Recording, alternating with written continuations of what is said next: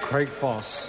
Mr Speaker, I wasn't aware that that previous member had been Prime Minister at any stage, but it's now on Hansard, so congratulations if I missed that one, Honourable Mr Parker.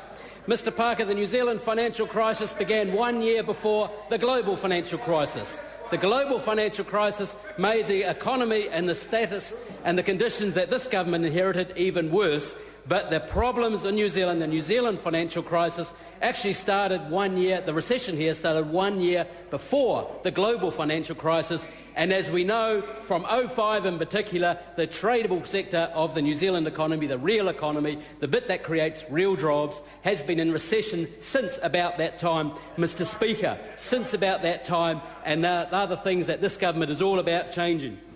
Mr Speaker, on October 1, with the tax changes, the biggest, the fairest, the largest rebalance in 25 years of the New Zealand tax system kicked in for New Zealand PAYE taxpayers. Mr Speaker, on October the 1st, more money was left in the pockets, in the purses, in the households of New Zealand families after tax, after income tax, Mr Speaker. Yes, it's a tax switch. Yes, it's a tax rebalance. Yes, Mr Speaker, some things will go up. GST has gone up 2.5%, Mr Speaker. That's fully acknowledged all the way along, fiscally neutral, if members like to recall. But the balance has changed. Incentives have moved to saving, to stop consumption, just outrageous, ongoing consumption. I note the Greens still vote against this, but we actually put consumption taxes up in New Zealand. We incentivise savings, but put the cap on savings rates at 28%, Mr Speaker. On October the 1st, 72% of all taxpayers in New Zealand will face a tax rate no higher than 70.5%. 72%. Super's gone up $11 per week, Mr Speaker. We've addressed very well throughout this Parliament how this government has compensated superannuitants and those on various benefits for the increase in GST, and Mr Speaker, it's actually kicked in very, very well. As we learned today, Mr Speaker, rating agencies around the globe have endorsed the actions and the policies of this current government as we try to get this economy back on track after 9 long, wasted years, which is an absolute travesty. What does that mean, Mr Speaker? It means mortgage interest rates will stay lower for longer under this government than they would have under the policies of the previous government, Mr Speaker. Mr Speaker, let's have a look at Labour's track record. The members seem to be, as my colleague here was alluding to, let's have a look at their track record. Their GST track record took it from 0 to 10 to 10 to 12.5 with no compensation. This government took it from 12.5 to 15 with compensation, Mr Speaker. Let's look at their inflation track record. When they left office, Mr Speaker, 5.1% annual inflation. 5.1% annual inflation. Remember, the policy targets agreements with the opposition keep saying it's not working, actually supposed to cap inflation at 3%, Mr Speaker. In fact, they were well north of 3% for most of their tenure, Mr Speaker. Let's see what Mr Phil Goff and his fellow cosmonauts are up to at the moment. What are they suggesting? GST off fruit and veggie. Well, OK, let's have the discussion, but did you see him on Q&A the other day? He was all over the place. Interestingly, the leader of the opposition didn't hardly address his announcements on the weekend in his speech just now. Mr Parker did. Let's have a look at their sale of New Zealand land. 650,000 New Zealand hectares sold under the Labour government. 650,000 New Zealand hectares sold under the previous government. 20-odd thousand hectares sold under this government, Mr Speaker. 3% real wage growth under the previous government over 9 or 10 years. 3%, 9-ish% under this government under only 2 years, Mr Speaker. I know you mentioned about clapping before, but I can't hold myself back, Mr Speaker, because the good news just keeps on coming, Mr Speaker. Mr Speaker, this economy is moving away from a debt-funded consumption economy, Mr Speaker. Mr Speaker, Phil Goff on Q&A the other day when asked about the corporate tax rate, what would he do? Hadn't even thought about it.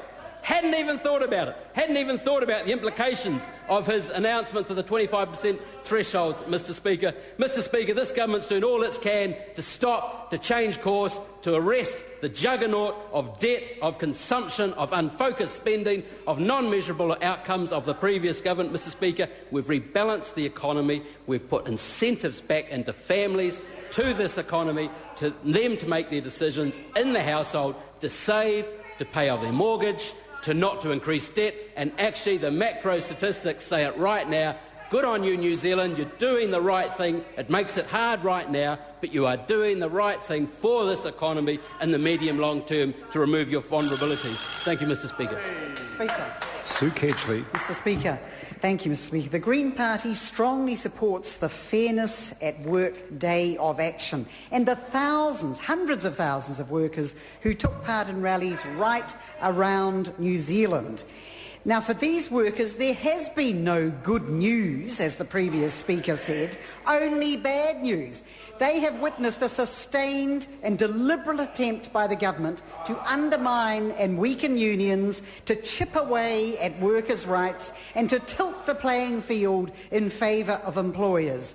They've witnessed a sustained attack on workers' rights, putting restrictions on the access of workers to union advice and support, the totally absurd and unreasonable proposal that workers provide a sick note after 1 day's absence, and the fire-at-will provisions which will allow workers to be fired from their job without being given any reason.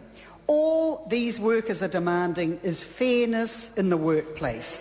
And given basic protections such as the right to appeal against unfair dismissal in the first 90 days of employment. And how well I remember the front page article in the Dominion about a woman with an unblemished employment record who left a well-paying job so that she could go to her dream job at Dunbar Sloane's auction house. She worked like a galley slave for 2 weeks and then received a letter saying she has been fired summarily with no explanation. That's what they were protesting about today. But I want to illustrate the unfairness of working conditions of so many New Zealand workers by looking at aged care workers, because I've been talking to them all around New Zealand as part of the 3-month Green and Labour Party investigation into aged care. Now, aged care workers provide more than 90% of the care in aged care. They're looking after some of the oldest, most frail and vulnerable New Zealanders with increasingly complex health needs, yet the average wage for caregivers is $14.40 an hour, and many are on the minimum wage, even after working with one employer for 10 years or more. And that is grossly unfair. The vast majority of caregivers get paid no overtime, no double time, not even time and a half, when they have to work at weekends and at nights. That is grossly unfair. Caregivers doing exactly the same sort of work in public hospitals, they get paid double time when they work weekends and nights, but the majority of caregivers have no penal rates at all. And one employer, Oceania, who has agreed to some minimum penal rates, nevertheless requires workers to sign a document stating that if they work additional hours to the ones they're rostered onto, they must agree to be paid at ordinary rates and not get any overtime. That is grossly unfair. There are no minimum staff-to-patient ratios in aged care, and the sector is so short-staffed that most aged care workers are grossly overworked. Many are looking after 30 or 40 residents on their own on a shift. Many are having to do clinical work that should be the domain of workers, such as giving out complex medication, such as morphine, yet are being paid a pittance. Caregivers told us they dread working the weekend shift because of the dangerous lack of staff. Some said the only way to care for residents safely in the weekends is to leave them in bed all weekend. There are no minimum requirements around staff training for caregivers. Only about 20% of the workforce has any training or qualifications. Many start work with no experience of working with older New Zealanders, and the only training they get is a quick walk around with the nurse.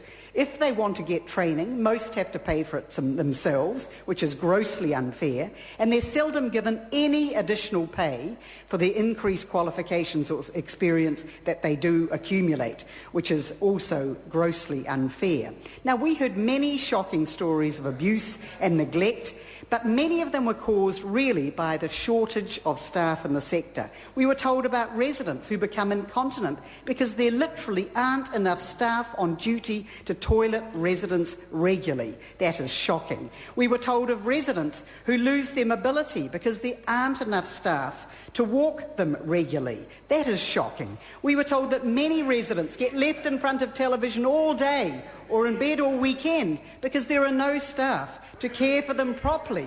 Many are put on antipsychotics